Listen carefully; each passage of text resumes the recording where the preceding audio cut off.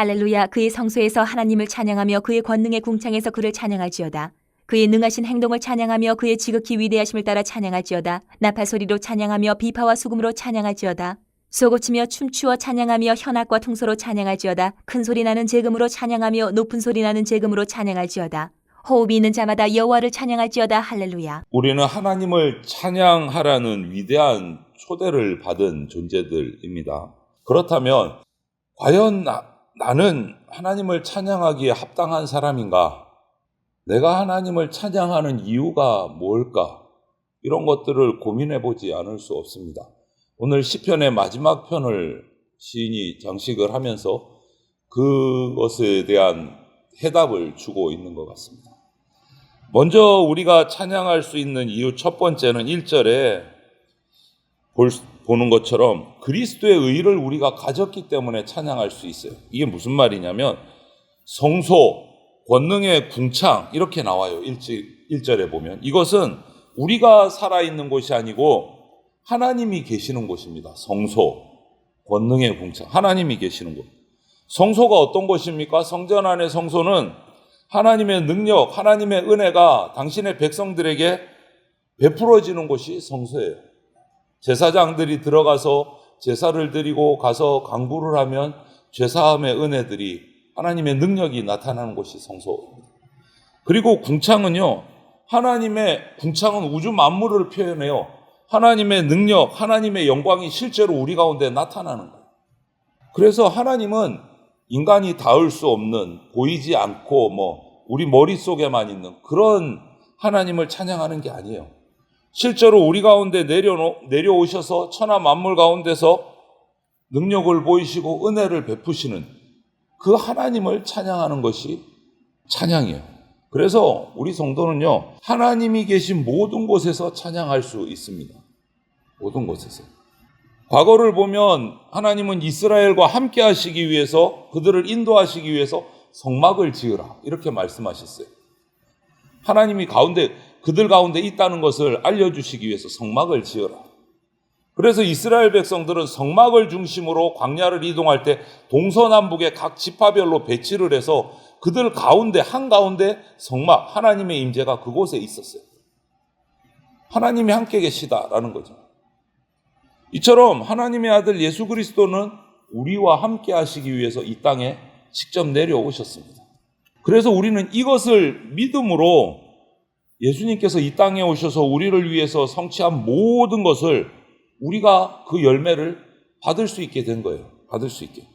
결과가 뭡니까? 죄인인 우리가 하나님 앞으로 나갈 수 있게 되고 하나님 앞에서 예배할 수 있게 되고 기도할 수 있게 되고 찬양할 수 있게 됐어요. 예수님이 오셨기 때문에. 그래서 예수님이 이 땅에 오셔서 성취하신 의로운 모든 것이 우리의 열매로 온 거예요. 우리에게 열매로 주어진 거예요. 하나님은 그것을 인정하세요. 예수님을 통해서 우리가 의인된 것을 인정하세요. 그렇기 때문에 의인으로서 우리는 하나님 앞에 나가서 찬양할 수 있게 된 거예요. 우리 부족함, 인간적인 어떤 약함, 하나님 찬양하는데 전혀 문제가 되지 않습니다.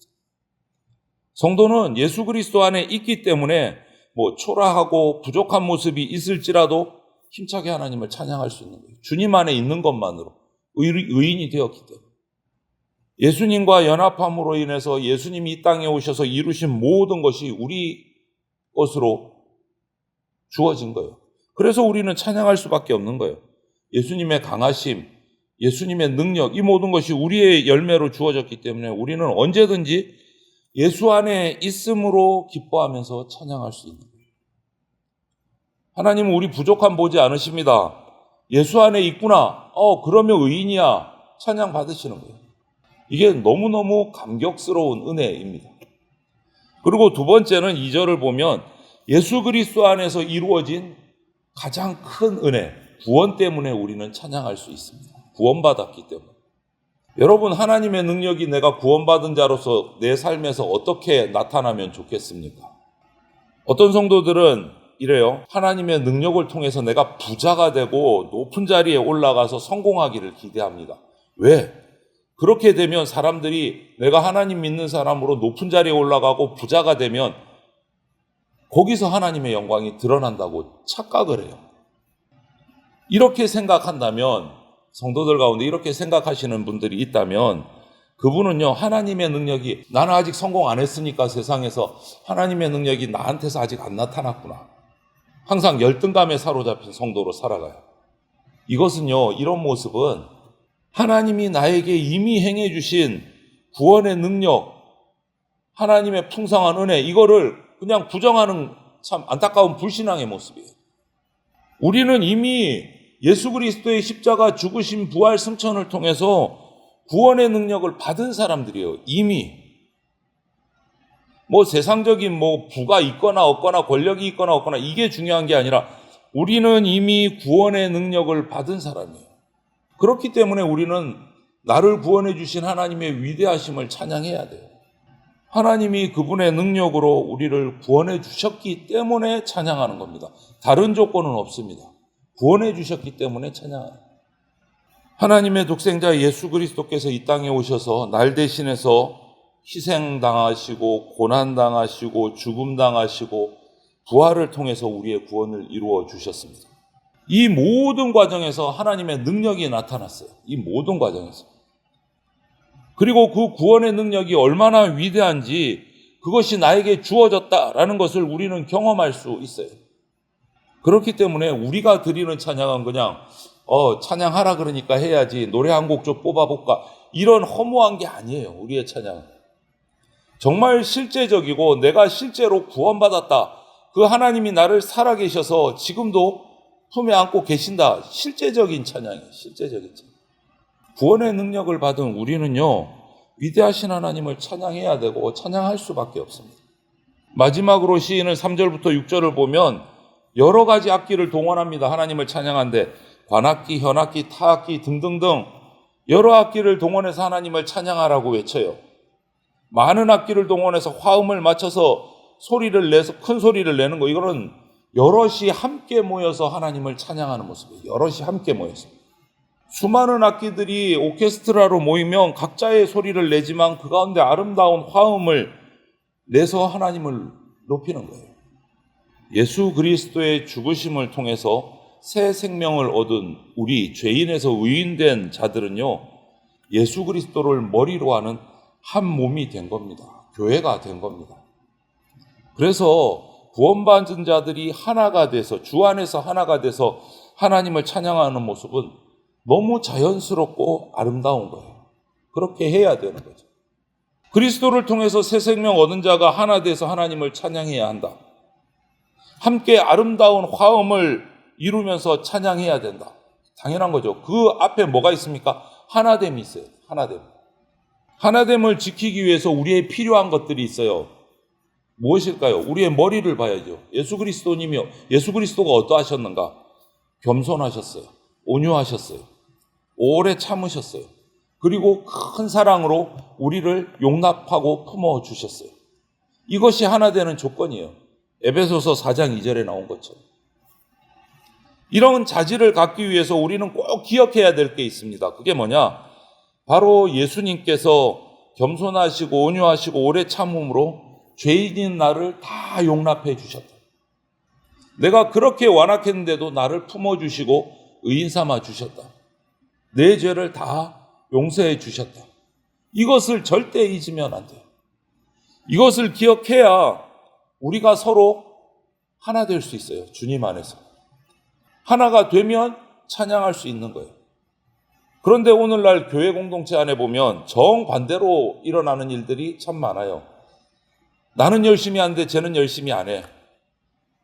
나는 약한데 저 사람은 나보다 더 열심히 안 하는데 왜 저렇게 잘 되는 것 같지? 질투, 다툼, 시기, 왜 나만 일하는 것 같지? 한 몸이 깨지는 거예요. 한 몸 될 수 없는 모습들이에요. 시기, 질투, 다툼, 미움, 이런 거 정반대로 가는 거예요. 그런데 교회 안에 그런 것들이 곳곳에 보여요. 안타깝지만. 이런 모습이 나타날 때, 내 마음속에 그런 마음이 생길 때 우리는 가슴이 찢어지는 고통을 느끼면서 하나님 앞에 자복하고 회개해야 돼요. 그래야 우리가 하나 될 수 있어요. 우리는 예수 그리스도 안에 있기 때문에 하나 될 수 있어요. 다른 방법은 없습니다. 예수님 안에 있으면 품어야 돼요.